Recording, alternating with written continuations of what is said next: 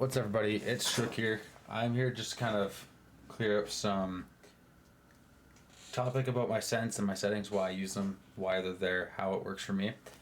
Basically, general stuff is just, your basics. I use minimal.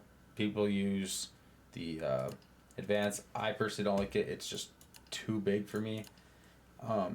Cycle inside cameras, I have that on so that I'm in between groups of cameras and not just scrolling through all of them. Makes my life a lot more easy and a lot more appealing for me.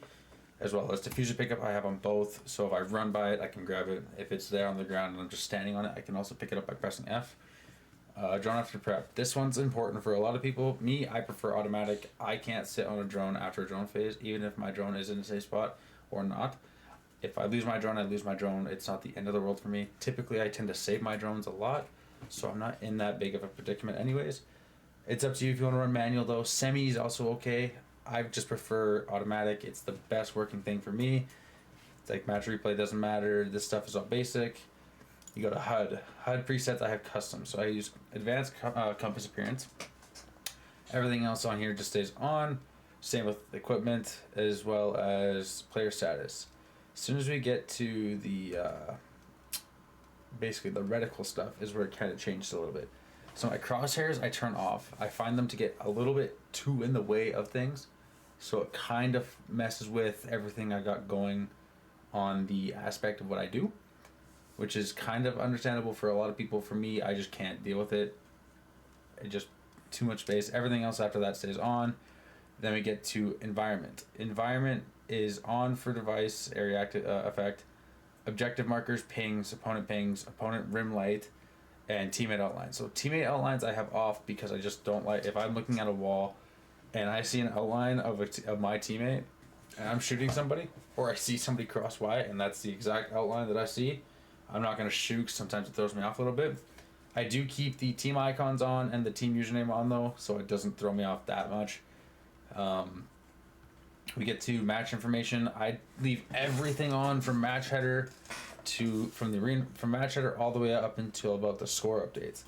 As soon as the score updates, I turn that off. I just don't like seeing the pop of points and all that stuff. It's just not my thing. The versus updates doesn't show the 5v4 anymore for me. It makes it so it's less cluttered on my screen, especially when kills kind of happen. You have to get used to it a little bit because if you're like in a 1v2 clutch situation and you don't realize there was only 2 guys left, it can throw you off a little bit. But if you're very adaptive and you can quickly peek at things as well, then you should be alright with it. Now, note this is just preference. You don't have to copy everything I have, but it definitely does help. And I will post the Sens and everything later on in the video down in the description of my video below, so you guys can look at it, copy it if you want to, fine-tune what you want to fine-tune when you use it, and go from there. I just keep everything on. Now, audio. This is a very requested thing on one of my recent videos of what my audio is. So my input, I have an Elgato mic Wave 3. Then my audio output, I have I use an Audient Evo 8 sound piece, like sound device, to try to capture most of it. So I've got really good sound quality through my headphones, which I do use Sennheiser HD 6600s, 660s S2s, and they're not exactly the cheapest headphones, but they're definitely a really good set of headphones if you're into it. Quality of sound is unreal, and paired with the Evo makes them just phenomenal. My master volume, I run 100, music off, dialogue 72. Dialogue is really important, especially if you're running subtitles. Subtitles are super key to certain situations that you could be in, and that could be you sitting in a corner waiting for a guy to swing, and let's say that guy is vigil and he activates his ability. He will say his catchphrase 90% of the time. With subtitles on and him being so close to you, the dialogue will be quieter on your end, so it's not super loud, like piercing loud or just any kind of disturbing noise. It'll also pop up on the screen in the subtitles on the bottom of the middle of the screen there, saying what he says, meaning that there is your indication that vigil is right beside you if you're on attack. It also works for you when your guy is doing stuff. It pops down there as well. Dynamic range, I always recommend night mode. It is the least dynamic and most compressed sound you can get in the game, making every sound intelligible at all volumes. So If you're listening and you want to hear the footsteps and all that stuff, night mode is your best friend because it compresses the sound for all the low volume sounds in the game and puts it towards that your preferred sound. Gunfire stays the same. Everything stays the same other than like you're walking, you're running, all that stuff. That will be changed drastically in your ears for you. Voice chat volume, this doesn't really matter. This is just how loud sound like voice chat is for you in game, like for people to like talk. Mute, unfocus, I just leave it on. Push to talk. Voice chat input volume is yours to kind of how loud your microphone records in voice chat. So I have it at 80. I probably am going to lower it to 75, to be honest with you. Voice chat input sensitivity is also a key thing. But yeah, I usually just keep it at about 35. That doesn't really matter, to be honest with you. But we'll move on to display. So I run a 3060 driver with my stuff, so my display adapter will be a 3060. I use very low Sens but like settings, so I'll get to that in a minute.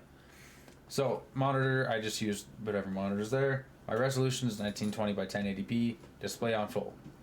I have a 280 Hz refresh rate monitor. Obviously, if you don't have a 280, it's not a big deal. If you have at least a 144, you're gonna be perfectly fine. Nothing's a huge difference there. I do recommend though, if you are on PC, if you do have a 60 Hz monitor, I recommend upgrading eventually because you will see a drastic change in your gameplay as well as the smoothness and transformations between swinging an enemy, being swung, reinforcements, shooting, tracking, tracing, strafing, all that stuff will be a huge key factor in how everything rolls for you, and it definitely helps at exactly, especially at 144 frames. It hurts. I run a stretch res, so I use 4.3. It is a lot more stretched on the outside, so everything looks closer, but a little bit more zoomed in on your character's gun, meaning easier for you to kind of zoom in, like see a farther distance, as well as I find, in my opinion, easier to control recoil for me. VSync off always because just pointless. FPS limit, I have mine at off, but I could set mine to like a cap at like 120 to 144 if I wanted to, but I don't really need that. Widescreen letterbox, I leave it off. Field of view, I run 90. You can run anywhere from 60, I recommend you don't, but you can, to 90. People will either run you from 84, right? 87 or 90. I prefer 90, just more comfortable for me, used to it. But you can use off one of those three. 84, 87, or 90 are probably your best friends. Personal. HUD display area 100, menu display area 100. My brightness is at 55. I don't run a super brightness at all. I just don't see the point behind it because usually the game is pretty bright.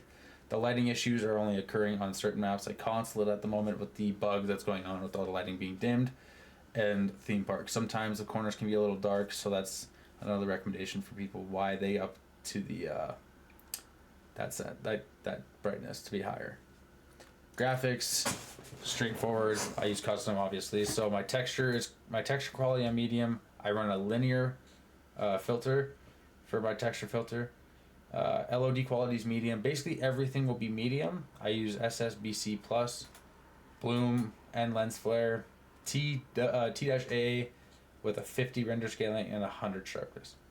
That's my graphics. That's why it's so low, but it just makes the frame, you'll get like 300 frames depending on your system. If you have a 1080 or something like that and you got the base to run Siege, you should still at least get over 100 and something frames, maybe 200 with medium to low settings for graphics.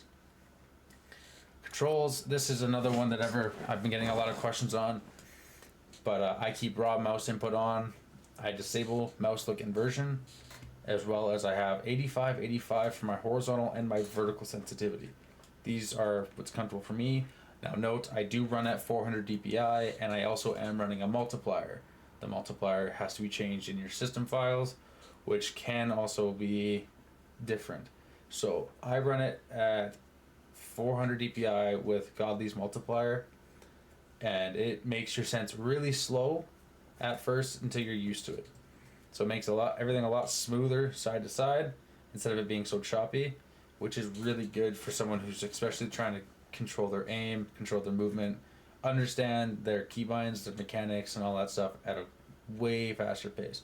Yes, it's a slower sense, but if you've only played Siege and this is your first time on Siege and you want to switch to it right away and you want to try it, feel free.